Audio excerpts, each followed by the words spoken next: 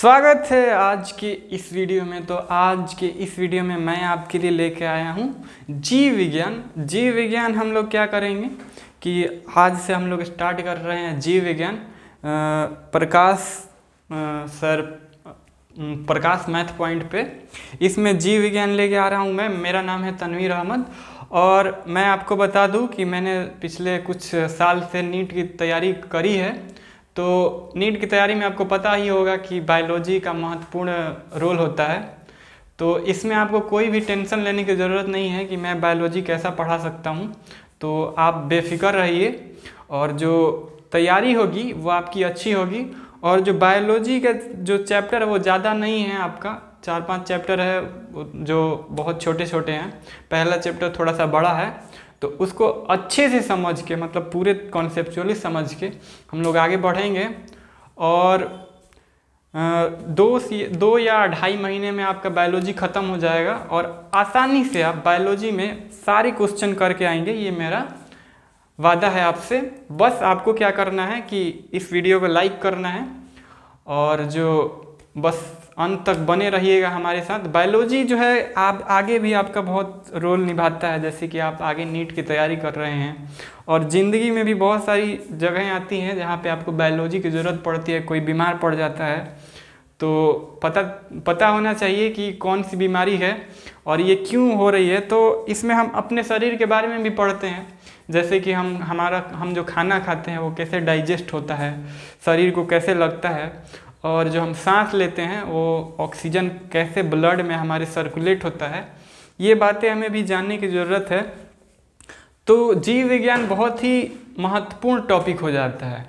तो जीव विज्ञान कहते किसे हैं ये सबसे पहले समझ लें कि जीव विज्ञान क्या है कि जो पृथ्वी पर जितने भी जीवित वस्तु हैं, जीवित प्राणी हैं, पेड़ पौधे जितने भी हैं, उनके अध्ययन को क्या बोलते हैं? जीव विज्ञान बोलते हैं। और जीव विज्ञान के पिता किसको कहा जाता है बच्चों?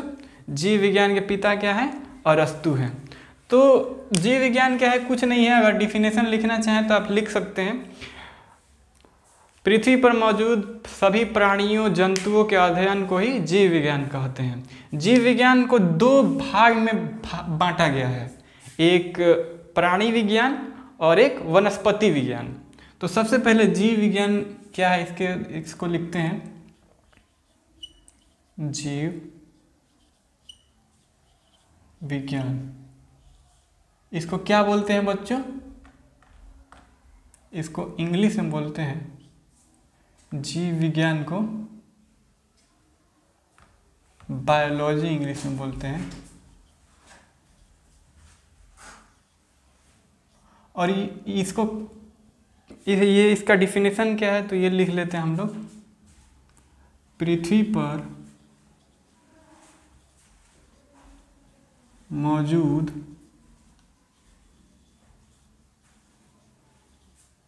सभी जीवों के अध्ययन को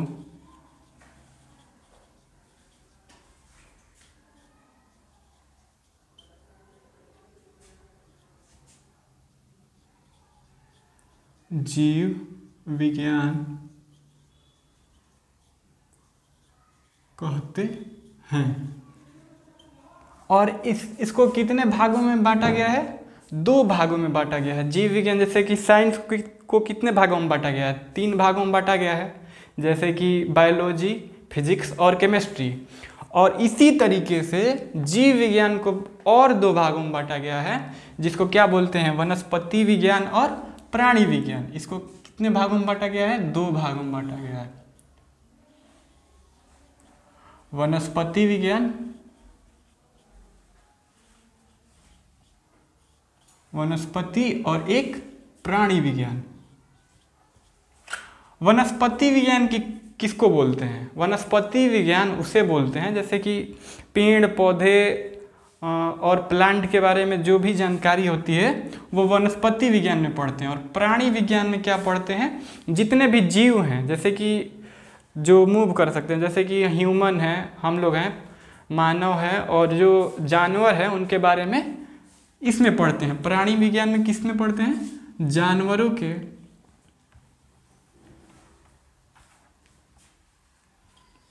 जानवरों में क्या आ सकता है, जैसे कि मैमल्स आ सकते हैं और भैंस गाय, और जो ह्यूमन आ सकते हैं उसको क्या बोलते हैं, प्राणी विज्ञान। प्राणियों के अध्ययन को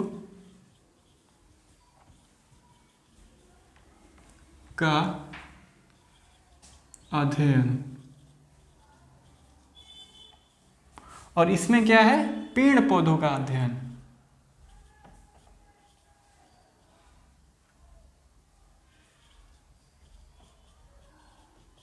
अध्ययन।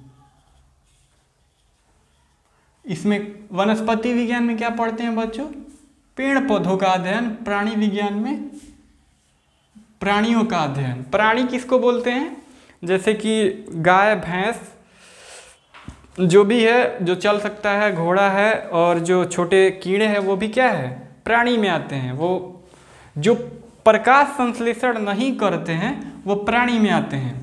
जो भोजन अपना खुद ग्रहण नहीं करते हैं वो प्राणी में आते हैं। हम लोग भोजन क्या करते हैं, दूसरे का भोजन चुरा के खाते हैं। जैसे कि पेड़ पौधे अपना खुद का भोजन बनाते हैं, और जैसे कि मूली खाते हैं हम लोग, जैसे कि आलू खाते हैं। तो प्राणी क्या करते हैं, आलू तो खुद तो शरीर में नहीं बना ना, वो बाहर से हमने इंटेक किया, अपने पेट में खाया हमने। तो जो प्राणी विज्ञान है, उस प्राणी किसको बोलते हैं, जो अपना खाना खुद नहीं बनाए। और वनस्पति किसको बोलते हैं, जो अपना खाना खुद बनाए। किसके द्वारा, प्रकाश संश्लेषण के द्वारा अपना खाना खुद बनाए। वनस्पति किसको बोलते हैं, जो अपना खाना या भोजन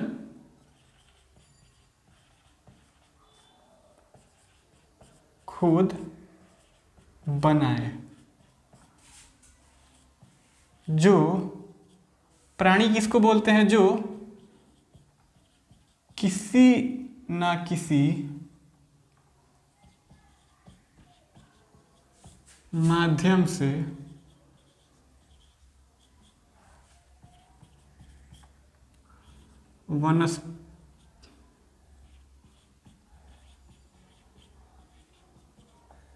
वनस्पतियों पर निर्भर है। प्राणी क्या है, किसी न किसी तरह से वनस्पतियों पर निर्भर है। कि प्राणी क्या है, हमेशा वनस्पति को खाता है। और जो वनस्पति क्या है, वो अपना खाना खुद बनाता है। प्राणी क्या है, अपना खाना खुद नहीं बनाता है, दूसरे का खाना खाता है, जैसे कि वनस्पति का खाना खाता है। तो आप बोलेंगे कि मैं वनस्पति, मतलब कोई नॉनवेज है जो हमेशा मांस मछली खाता है, बोलेगा कि हम अपना खाना खुद बनाते हैं, हम वनस्पतियों पर नहीं निर्भर हैं। तो वो जिसका वो मांस खा रहा है, जैसे कि वो मुर्गी हो सकती है, मुर्गी क्या है, वो भी दूसरे पर निर्भर है। जैसे कि वो भी घास फूस खाती है, किसी ना किसी तरह से वो वनस्पति पे डायरेक्ट आ जाएगा। वो डायरेक्ट ना आए, इनडायरेक्ट आ जाएगा। तो प्राणी विज्ञान और वनस्पति विज्ञान, इतने में आपको समझ में आ गया होगा। अब हम बात करते हैं किसी भी वस्तु को सजीव या निर्जीव कब बोलेंगे हम लोग। तो सजीव या निर्जीव बोलने के लिए 2-3 बातें आपको ध्यान रखनी होगी। जैसे कि कोई भी सजीव वस्तु वो मूव करता है, यानी कि चलता फिरता है। और कोई भी सजीव वस्तु अपना खाना खुद बनाता है या खाना ग्रहण करता है कहीं और से। और तीसरा क्या चीज़ है, वो श्वसन करता है और उसमें उद्दीपन होती है। उद्दीपन किसको बोलते हैं, जैसे कि आपको कोई टच किया तो आपको महसूस हुआ, और मान लीजिए कहीं पे झटका लगा, बिजली का झटका लगा, तो आप वहाँ से हाथ हटा लेते हैं। क्यों हटा लेते हैं, क्योंकि आप में उद्दीपन है और आप अपना हाथ हटा रहे हैं, क्योंकि वहाँ पे खतरा है। आपको दिमाग क्या बोल रहा है कि वहाँ पे खतरा है। आगे हम बात करेंगे कि जीव विज्ञान में जीव किसे बोलते हैं, जीव होने के लिए क्या क्या चीज़ें हैं जिसकी वजह से हम बोल सकते हैं कि कोई भी वस्तु जीव कब होता है। किसी भी वस्तु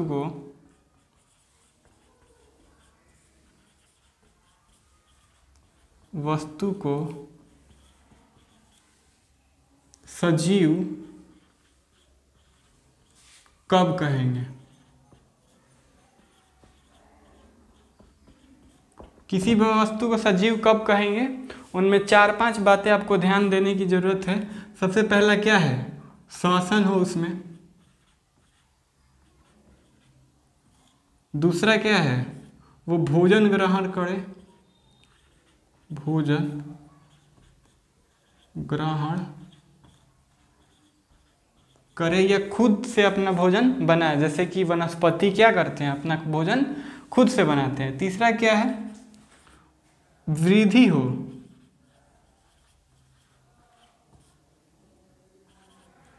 उस वस्तु में क्या है, वृद्धि हो। तो अब बोलेंगे कि कोई ऐसे ही बढ़ रहा है तो वो भी सजीव है क्या। मान लीजिए कि एक रेत का टीला है और वो रेत का टीला बड़ा हो गया, जैसे कि हिमालय है, हिमालय भी 1 मीटर बड़ा हो गया है पहले से, 1 या 2 मीटर, तो उसको सजीव बोलेंगे क्या, नहीं, उसको सजीव नहीं बोलेंगे, उसको निर्जीव ही बोलेंगे, क्योंकि वो श्वसन नहीं करता है, भोजन ग्रहण नहीं करता है। अब चौथा क्या है, अब उसमें वृद्धि हो, भोजन ग्रहण करे, श्वसन करे, और क्या है, प्रकाश संश्लेषण भी आ सकता है। भोजन ग्रहण करने में क्या कर सकते हैं, प्रकाश संश्लेषण भी बोल सकते हैं, प्रकाश संश्लेषण। और क्या है इसमें, उत्सर्जन है, उत्सर्जन करे। उत्सर्जन क्या होता है मैं आपको बता दे रहा हूँ। उत्सर्जन, मान लीजिए कि कोई भी शरीर का वेस्ट है, मल त्याग करना, मूत्र त्याग करना, ये क्या है, उत्सर्जित पदार्थ है। और उत्सर्जन जिस क्रिया से ये होता है, उत्सर्जन जिस क्रिया से आप मान लीजिए कि मूत्र त्याग करते हैं तो उसको क्या बोलते हैं, उस क्रिया को उत्सर्जन बोलते हैं। अगला क्या है, उद्दीपन।